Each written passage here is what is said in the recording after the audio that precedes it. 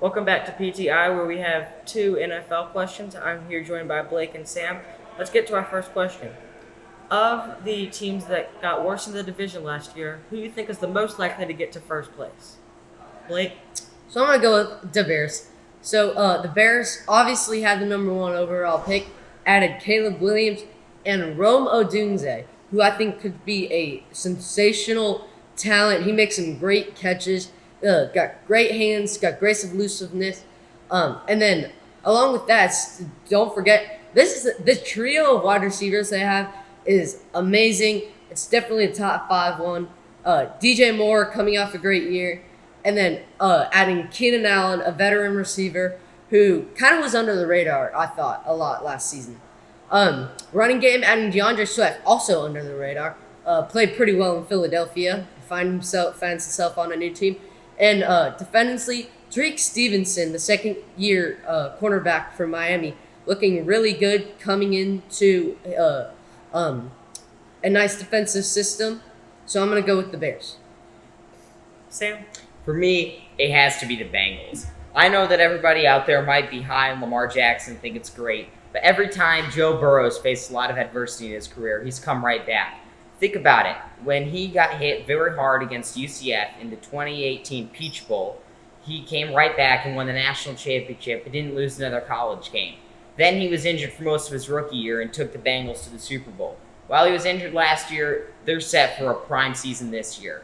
Adding Zach Moss at the running back will be a very strong running game for them, and their defense looks good as always with a solid pass rush with Trey Hendrickson.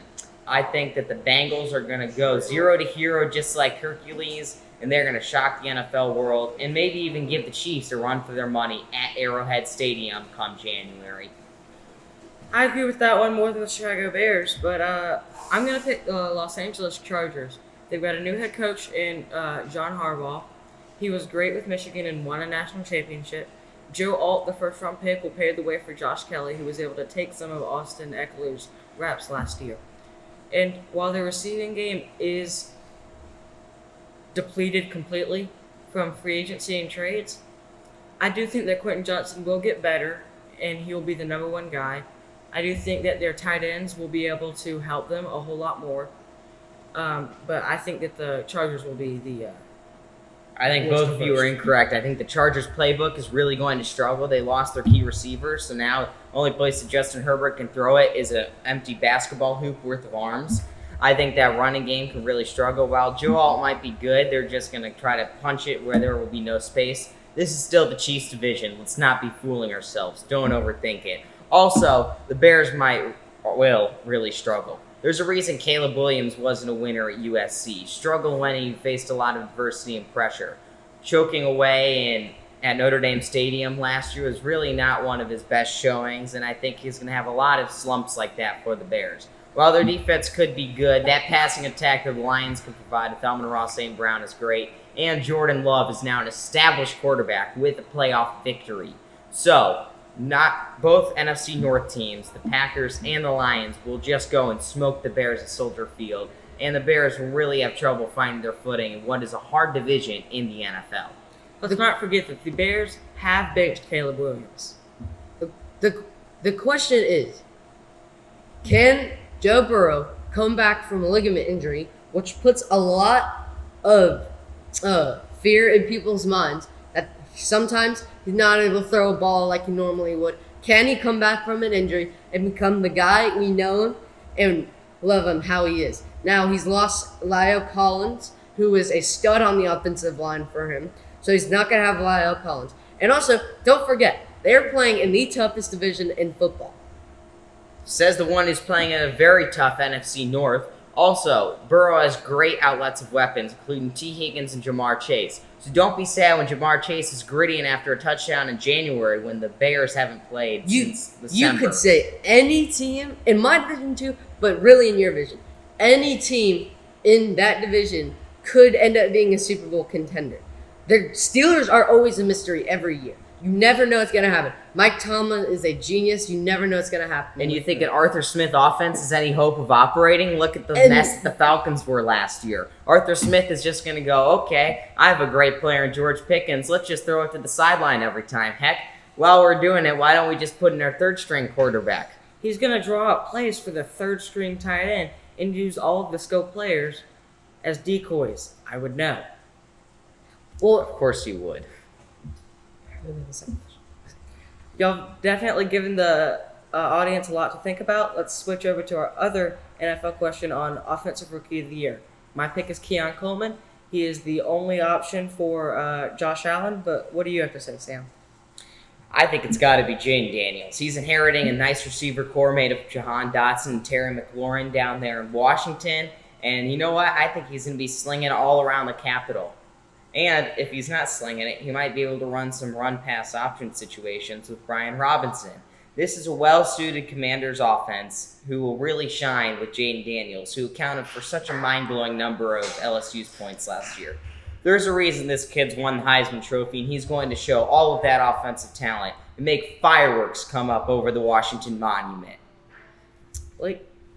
now, I understand that he's going into a situation with a poor QB, but Malik Neighbors, the most polished receiver in this draft class, headed to New York. I think Malik Neighbors can take offensive rookie strictly a lot because he is going to be used to the full extent. I was watching a combine interview where he said, I want the football. He's not going to have a problem with that. He will get the football plenty.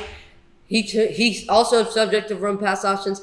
He can take it from the 25, ends up in forced a few seconds later, finds himself on the 60. And he can just run down the field and catch a deep ball, catches it in the end zone. So he's a deep ball threat. He's a rushing threat. He's an everything threat. So I'm going to go with Malik Neighbors. Let me elucidate the truth to you. Think about this. How is a receiver with now a not good quarterback going to be able to adjust from having a fantastic quarterback in college? Half of Malik Neighbors' greatness is owed to the wonderful throws of Jaden Daniels. There's a reason he's known as one of the greater offensive players of the 2020s. Malik Neighbors also is not the best polished receiver in this class when you have a generational talent such as Marvin Harrison Jr. in this class. There's a reason that Harrison was picked at number 4 and Malik Neighbors is passed up on by the Cardinals. When you think about this, though, I understand Daniel Jones, he's iffy. Daniel Jones knows Malik Neighbors wants the ball. I already see them in practice. They're talking. They know what they got to get done this season. Malik Neighbors will not have any problem catching getting targets, which I know he wants. And then with Jaden Daniels, I think a very difficult thing to do in the NFL is to find a rookie QB who, out of the gun, can become that guy. Only about half of them become that. We've seen it with Bryce Young, still has another year to prove himself. We've seen it with Sam Darnold. People love Sam Darnold. He did not pan out. So I think with a rookie QB, I think there's just a lot to be. Rookie QBs come out of the gate as a giant question mark.